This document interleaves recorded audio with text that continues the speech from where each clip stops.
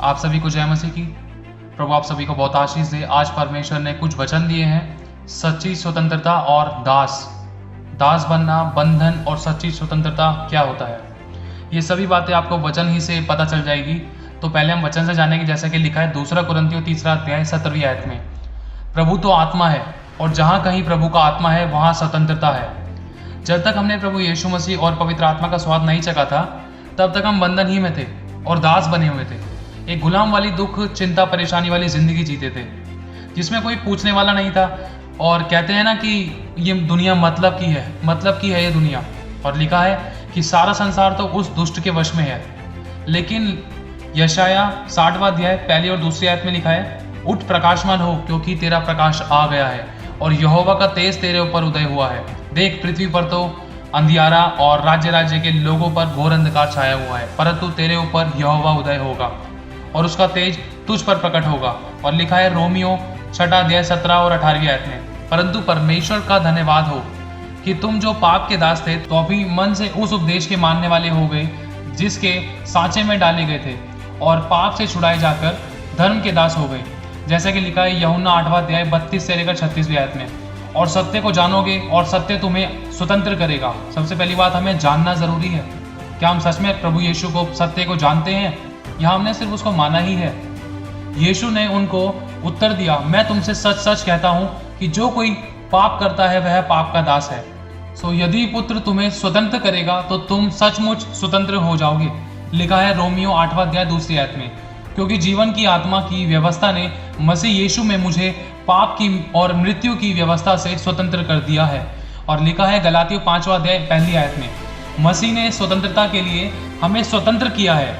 सो इसी में स्थिर रहो और दासत्व के जुए में फिर से ना जुटो। मतलब पुरानी दासत्वता, मतलब पुराने दासपन के विषय में, जैसे हम पहले दास बन के और बंधन में रहते थे, हमें वैसे नहीं रहना है। अब हम स्वतंत्र हो चुके हैं तो हमें स्वतंत्रता की तरह जीना भी है। कि सच्ची स्वतंत्रता है क्या, तो मसीह को समझना जरूरी है। 1 कुरिन्थियों 8वां अध्याय 9वीं आयत में लिखा है, परंतु चौकस रहो, ऐसा ना हो कि तुम्हारी यह स्वतंत्रता कहीं निर्बलों के लिए ठोकर का कारण ना हो जाए। दोबारा कोई भी ऐसा काम और ऐसी हरकत ना करो कि शैतान को मौका मिले और बंधन में मत हो। और हमारा खाना पीना, उठना बैठना, चलना फिरना और गेम्स, वीडियोस खेलना, हंसी ठट्टा करना, मजाक करना, दोस्त लगाना, बुराई करना और गलत और गंदी फोटोज, वीडियोस देखना, अगर हम ये सारे काम कर रहे हैं तो सच में हम किसी के लिए ठोकर का कारण बन रहे हैं। सच में हमारी ये स्वतंत्रता, कौन सी स्वतंत्रता, ये शैतान वाली स्वतंत्रता तो नहीं है। हम मसीह को भी जान रहे हैं, सारे काम कर रहे हैं, लेकिन फिर भी इन दूसरे कामों में हाथ हमने मिला रखे हैं, जिससे कि जो नया मसीह है कहीं उसको ठोकर तो नहीं लग रही है, या कोई नया विश्वासी कहीं वो ठोकर तो नहीं खा रहा है हमारे चाल चलन से, हमारे जीवन से, हमारी हरकतों से, हमारे कामों से। अब हम आगे पढ़ेंगे गलातियों 5वां अध्याय 13वीं आयत में, हे भाइयों, तुम स्वतंत्र होने के लिए बुलाए गए हो, परंतु ऐसा ना हो कि यह स्वतंत्रता शारीरिक कामों के लिए अवसर बने, वरन प्रेम से एक दूसरे के दास बनो। कहने का मतलब यह है कि हमें अपने शारीरिक कामों को प्रकट नहीं करना है, और ना ही हमें अपने शारीरिक कामों के अंदर घुसे रहना है, ना ही हमें शारीरिक अभिलाषा करनी है। ठीक है, अगर हम शारीरिक काम कर रहे हैं, शरीर पर मन लगा रहे हैं, शारीरिक अभिलाषों को पूरा कर रहे हैं, तो इसका मतलब हम स्वतंत्र नहीं हुए हैं। हम आज भी शरीर के वश में हैं। वचन कहता है जो आत्मा के चलाए चलते वो किसी व्यवस्था के अधीन नहीं है, वो शरीर के अधीन नहीं है, ना ही वो पाप के अधीन है। तो अगर हम कहते हैं कि हम स्वतंत्र हो चुके हैं प्रभु यीशु मसीह पर विश्वास करने के द्वारा, यीशु के लहू के द्वारा, यीशु मसीह को जानने समझने के द्वारा, वचन के अनुसार चलने के द्वारा, तो हमें शरीर के कामों के लिए कोई अवसर नहीं छोड़ना है, कोई मौका नहीं देना है कि शरीर के कारण, शरीर के अभिलाषाओं के कारण हम पाप में गिरे या कोई दूसरा ठोकर खाए। इस बात का हमें ध्यान रखना है, वरन प्रेम से एक दूसरे के दास बने रहना है। और लिखा है 2 पत्रस 2 अध्याय और 18 से लेकर 19वीं आयत में, वे व्यर्थ घमंड की बातें कर करके लुचपन के कामों के द्वारा उन लोगों को शारीरिक अभिलाषाओं में फंसा लेते हैं जो भटके हुओं में से अभी निकल ही रहे हैं। मतलब जो नए विश्वासी हैं, जिन्होंने भी विश्वास करना ही शुरू किया है, वो किस तरीके से दूसरे मसीहों की शारीरिक अभिलाषाओं में फंस जाते हैं। इसका मतलब ये है, वे उन्हें स्वतंत्र होने की प्रतिज्ञा तो देते हैं, तुम कहते हैं कि तुम स्वतंत्र हो जाओगे, तुम्हारी बीमारी खत्म हो जाएगी, तुम्हारी परेशानी खत्म हो जाएगी, तुम्हारा कर्जा खत्म हो जाएगा, तुम चंगे हो जाओगे, तुम्हें आशीष मिलेगी, तुम्हारा उद्धार हो जाएगा, तुम्हारे पाप क्षम हो जाएंगे। मतलब वे उन्हें स्वतंत्र होने की प्रतिज्ञा तो देते हैं, बताते तो है उनके बारे में, वचन की प्रतिज्ञा देते हैं, पर खुद ही सड़ाहट के दास है। क्योंकि जो व्यक्ति जिससे हार गया है वह उसका दास बन जाता है। मतलब आप लोग जानते ही हो कि शैतान क्या है और शैतान के काम क्या है। शैतान के जो काम है वो शैतान का बाप है, और जो शैतान है इंसान सोचता है ये कमी घटी बीमारी परेशानी, ये लड़ाई दंगा मौत एक्सीडेंट्स, ये सारे शैतान है ना, ये सारे शैतान के काम है। लेकिन गुस्सा, कुड़कुड़ाहट, भेदभाव, लालच, लोभ मोह, मदिरा, ढिठाई जो मनुष्य के स्वभाव में है, ये शैतान का बाप है। मनुष्य शैतान को तो भगा देता है लेकिन अपने शैतान के बाप को अपने अंदर रखता है। क्या? घमंड, गुस्सा, कुड़कुड़ाहट, भेदभाव, लालच, लोभ मोह, मदिरा, ढिठाई। इसी के कारण दूसरे जो नए मसीह में आते हैं, नए व्यक्ति हैं जो बंधन से आज़ाद हुए हैं, जिन्होंने भी शुरुआत ही करी है और जिन्होंने भी विश्वास करना ही शुरू किया है, और जो नए निकले हैं अभी मसीह में, वो भटक जाते हैं और उनके ठोकर का कारण बन जाते हैं। मतलब खुद तो दास हैं लोग, खुद तो मसीह में दास हैं, लेकिन जो नए विश्वासी आते हैं उनके ठोकरों का कारण बन जाते हैं। शैतान को तो भगाते हैं लेकिन शैतान का बाप अंदर रहता है। घमंड, व्यभिचार, हंसी ठट्ठा, झूठ बोलना, चुगली निंदा करना खुद के अंदर रहता है, लेकिन शैतान को भगाते हैं। इस बात को समझने की कोशिश करना। लिखा है रोमियो 6 अध्याय 14 से लेकर 15वीं आयत में, और तुम पर पाप की प्रभुता ना होगी, क्योंकि तुम व्यवस्था के अधीन नहीं वरन अनुग्रह के अधीन हो। तो क्या हुआ? क्या हम इसीलिए पाप करें कि हम व्यवस्था के अधीन नहीं वरन अनुग्रह के अधीन है? कदापि नहीं। मतलब प्रभु यीशु मसीह ने क्रूस पर हमारे लिए अपनी जान दी है, परमेश्वर ने अपने इकलौते पुत्र को दे दिया है। तो इसका मतलब ये नहीं है कि हमें पाप का लाइसेंस मिल गया है, हमारे पाप जब मर्जी क्षमा हो जाते हैं, या हमारे पाप क्षमा हो चुके हम जितना मर्जी पाप करें। ध्यान रखना, पहले सूखे पापी थे, आज गीले पापी हैं। अगर आज बैप्टिज्म भी ले लेते हैं, अगर आज पवित्र आत्मा भी पा लेते हैं, तो क्या हमसे पाप नहीं होता है? ध्यान रखना, हमें पाप का लाइसेंस बिल्कुल नहीं मिला है। क्या ये बात सच है कि कहीं हम पर पाप की प्रभुता तो नहीं है? क्या हम सचमुच स्वतंत्र हैं? अगर हम सच में स्वतंत्र हैं तो क्या ये वचन हमारे जीवन में पूरा हो रहा है या नहीं? एक बार अपने आप को जांचने की जरूरत है हम सबको। जैसा कि लिखा है, जो आत्मा के चले चलते हैं वो किसी व्यवस्था और पाप के अधीन नहीं है। क्या आप जानते हैं कि यीशु मसीह भी खुद स्वतंत्र नहीं थे? वो भी वही करते थे जो पिता कहते थे। जैसे कि लिखा है, मैं वो करता हूँ जो पिता को करते हुए देखता हूँ, क्योंकि मेरा पिता सच्चा है। अगर हम भी परमेश्वर पिता से हैं तो हम भी वही करेंगे जो पिता चाहते और जो उनकी इच्छा है। पिता की इच्छा है कि पवित्र बनो, क्योंकि मसीह परमेश्वर हमारा बुलाने वाला पवित्र है। मसीह को देखकर सीखो, मसीह की सी चाल चलो। हमने अपने घरों में प्रभु यीशु मसीह की फोटो लगा रखी है, और घरों के अंदर या बाहर लिखा है यहोवा भवन, परमेश्वर का भवन, परमेश्वर का मंदिर, या यहोवा का मंदिर, या जीसस हाउस, और भी बहुत सी बातें हैं। देखो, मैं किसी का विरोध नहीं कर रहा हूँ, लेकिन जो लिखा है हमें उसकी सच्चाई को जानना है कि उसकी गहराई क्या है। वो दीवारों पर ही लिखा हुआ नहीं रहना चाहिए, वो हमारे जीवन में भी आना चाहिए। अगर ऐसा लिखा हुआ भी है तो क्या उस घर के हेड हम नहीं बन गए? उस घर का अधिकार हम नहीं कर रहे? उस घर पे हम अपना अधिकार नहीं कर रहे? हम अपने रूल्स नहीं चला रहे? लिख तो हमने दीवार पर दिया है, लेकिन हम अपने रूल्स चलाते हैं। हम बोलते तो है प्रभु मेरा परमेश्वर, मेरा उद्धार करता, मेरा परमेश्वर, प्रभु तू मेरे जीवन में काम कर, तू मुझ पर कंट्रोल कर, लेकिन हम खुद ही परमेश्वर पर कंट्रोल करते हैं। हम मसीह के अनुसार नहीं वरन मसीह को अपने अनुसार चलाने की कोशिश करते हैं। जब मन चाहे उठते खाते पीते चलते फिरते उठते बैठते हैं या प्रार्थना करते हैं, जब मन चाहे चर्च जाते हैं और फॉर्मेलिटी के लिए दान 10 ऐसा देते हैं और चर्च में शामिल हो जाते हैं, शक्ल दिखा देते हैं और अपनी एक हाजिरी लगा देते हैं, जैसे कि कोई अन्य जाति के लोग करते थे। मैं किसी पर दोष नहीं लगा रहा, जो सत्य है वो बताने की कोशिश कर रहा हूँ। अगर किसी को बुरा लगा तो मुझे क्षमा करना। अगर परमेश्वर का वचन आपसे बात कर रहा है तो सच में हमें करेक्शन की ज़रूरत है। और कहते हैं कि प्रभु मुझे कुछ भी नहीं चाहिए, लेकिन बिना मांगे हम कुछ बिल्कुल सोते ही नहीं, हमें नींद ही नहीं आती है।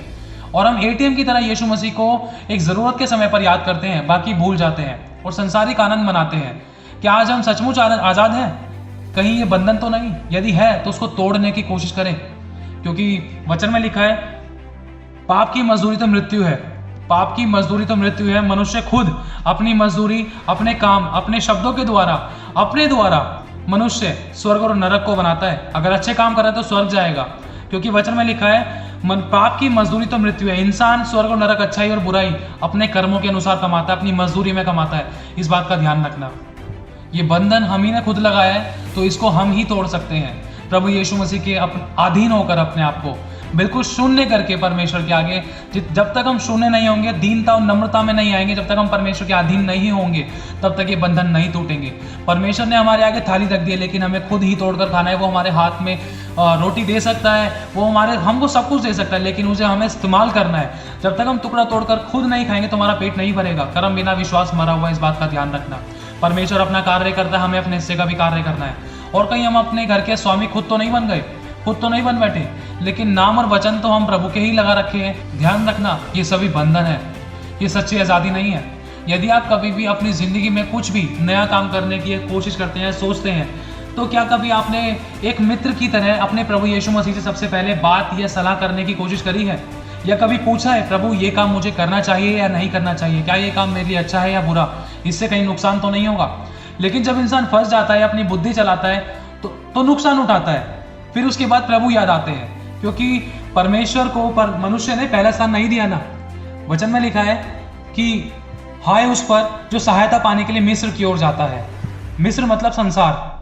जो जरूरत के समय मनुष्य की ओर ताकता है तो उसका मुंह काला होता है, ध्यान रखना।